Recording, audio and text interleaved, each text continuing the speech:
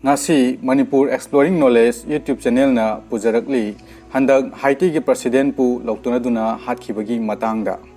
haukiba July ki tang tareki numidangi matamda sakangdaba singna Haiti ki president Jovenel Moise bu Haiti ki capital Port-au-Prince ta leiba mahaki mayumda nongmaina kaptuna hatkre sakangdaba sing aduna numidangi matamda president ki yumgi akoibada leiba security personnel khara khulai matik chana pairaba miyosing asina hatlaba matung imungda changsilaktuna president Moise bu hatkibani thaudok aduda Moise gi loinabi first lady Martin Moise su yamna thina soktuna hospital da laikana duna leiri hojik phawbada karigidamak kanana mahaku hatlibano haiba khangba ngamdri president ki yumda khulai paiba singna attack chathaki haiba paw hek phangbaga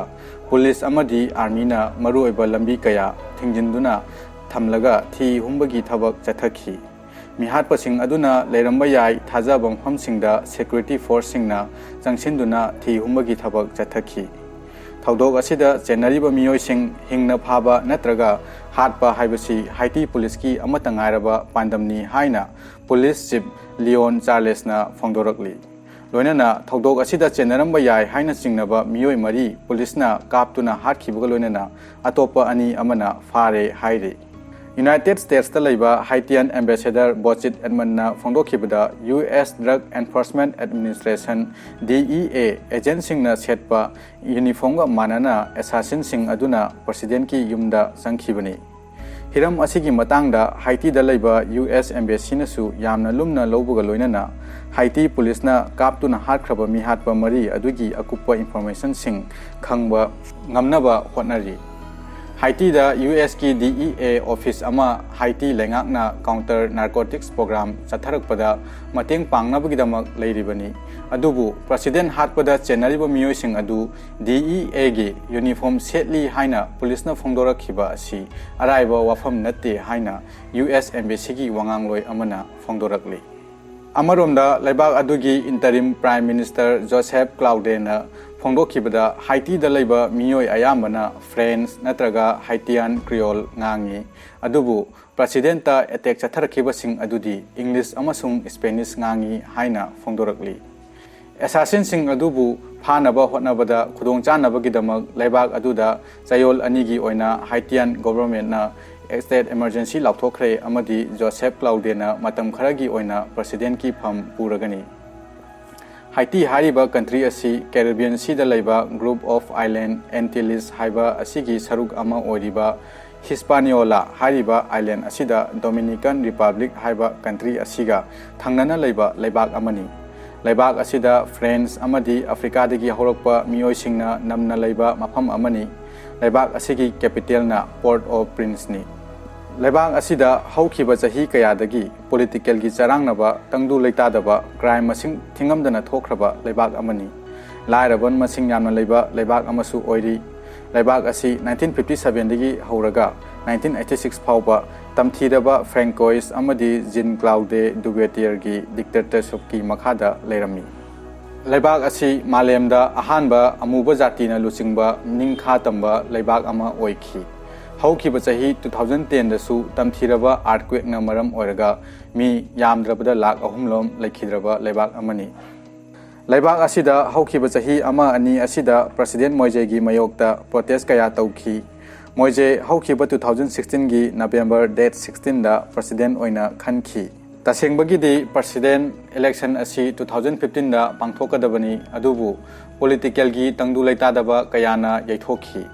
Hanagi President Michel Martelina mahaki matam loiduna matung tarakpa President khandringai 2016 gi February date 7 da President pham thadokhi Moise President oina 2016 da khallabasu mahaki mayokta allegation amadi protest tawuna maram oiraga 2017 gi February date 7 dagi President ki pham puba hokhi Haiti Constitution gi Article 134 Clause 1 gi matung ina Haiti President ki pham paibagi matam asi chahi manga oigadabani election tawraba matung gi February 7 dagi hauraga chahi manga subagi February 7 da loigadabani haina yauri leibak atugi opposition leader singna phongdopagi matung ina Moise president ओइबगी मतम असी 2021 की February date 7 दा लोइगदबनी मरमदी हानगी president mister मार्टेलीना 2016 की February 7 दा president की फम थादोखी हाइना फोंदोकली अदुबु मोइजेना महाक्ति 2017 की February 7 दगी थबक पाइबा हौखिबना चाही अमा मतम वाली हाइना फम थादोउ हाइबा याखिदे मरम असिना लेबाक अदुगी ओपोजिशन पार्टीना लेबाक सिनबा थुंगना प्रोटेस्ट सथखी लोइनना सरकार अमा लेना लेना ओपोजिशन पार्टीना लेबाक अदुगी सुप्रीम कोर्ट की जज जोसेफ मेसिन जिन्स लुइस पु इंटरिम प्रेसिडेंट हापतुना गवर्नमेंट अमा सेमखी प्रेसिडेंट मोइजेना ओपोजिशन की थवोंग अदुबु लौतुनबनी हाइदुना ओपोजिशन की लीडर कया फाजिनखी लोइनना 2019 दा पांथोकदबा लेबाक अदुगी लेजिस्लेटिव इलेक्शन सु पांथोकपा ngamdabagi प्रेसिडेंट ना थोकपा ऑर्डर ना लेबाक अदुबु चलाइदुना लेरिबनी मतम असिदा तंगदु लैतादबा गैंग खुपु कयागी क्राइम मसिंग थिंगमदना थोखी मोइजेना चाही अमगी मनुंगदा लेजिस्लेटिव अमदी प्रेसिडेंट की इलेक्शन पांथोकतुना लेबाक असिगी कॉन्स्टिट्यूशन बु नौना इथोकनबा वाफमसु फोंदोकलंबा लेखी महाकना प्राइम मिनिस्टर की फमसु प्रजाना इलेक्शन तौरगा खनबा नतबना पोस्ट असिबु मुथतपा पामलमी ओपोजिशन लीडर सिंगना कॉन्स्टिट्यूशन दा यावरिबा प्रेसिडेंट ओइख्रबा मी अमना अमुक हन्ना प्रेसिडेंट की इलेक्शन लेपा यादबा हाइबा क्लोज अदुबु लौथोकनबा होटनबनी हाइना प्रेसिडेंट मोइजेबु मराल सिखी लेबाक असिगी पॉलिटिकल क्राइसिस सेन थुंगी फिबम फलक्तबा अमदी कोविड-19 संदोरकपना हेना तमथीबा अमा ओइरखी प्रेसिडेंट मोइजे महाकना प्रेसिडेंट ओइद्रिङै ममांगदा लफोय पांबी थादुना लेबाक सिनबा थुंगना बनाना मैन हाइना खंगनबा बिजनेसमैन अमा ओइरमी महाकना लेबाक अदुगी कोनुंग पोर्ट ऑफ प्रिंस दा लाक्तुना लेबाक असिगी पॉलिटिकल अमदी इकोनॉमी फिबम फगतहनबा पामबगिदमक 2016 की प्रेसिडेंट इलेक्शन दा महाकना सरुक यारखिबनी मोइजेना करप्शन लेतबा शांति लेबा मरा चेतपा सरकार अमा थमबगी पांदम थमखी अदुबु महाकी एडमिनिस्ट्रेशन मखादा हाइती की पॉलिटिकल अमदी इकोनॉमी की फिबम मखाताना सोखिलखी हाइती की कॉन्स्टिट्यूशन की मतुंग इना प्रेसिडेंट की फम हांगलबदी लेबाक अदुगी सुप्रीम कोर्ट की प्रेसिडेंट ना प्रेसिडेंट फम पुगदबनी हाइना यावरी अदुबु सुप्रीम कोर्ट की प्रेसिडेंट रेने सिल्वेस्टर कोविड-19 मरम ओइरगा लेखिदबना फम असिसु हांगदुना लेदी नेशनल असेंबलीना अनौब लीडर अमा खनगदबसु इलेक्शन पांथोकतबना मरम ओइरगा खनबगी खुदोंचाबा लेरमदे